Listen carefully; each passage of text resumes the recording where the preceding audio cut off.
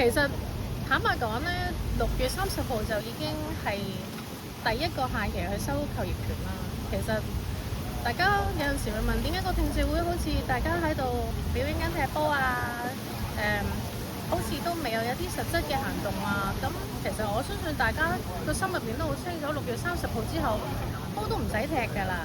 係啊，所以就係、其實好明顯都係喺度拖到回收業權之後，個問題咪解決咯。咁個問題究竟點解1980幾年後起嘅時候，大家係覺得舒服，覺得係安居樂業嘅？而家回歸都唔知幾多年，好似20週年咁咗。嗰個佢哋驚嘅嘢好似唔同咗咯。即係以往我哋樓下嗰個區議員佢會驚冇選票啊，立法會議員會驚冇選票，上面嘅人又會驚俾人踢爆啲內幕，甚至乎你哋傳媒都好想有獨家㗎，即係驚冇生意，希望刮啲獨家出嚟㗎嘛。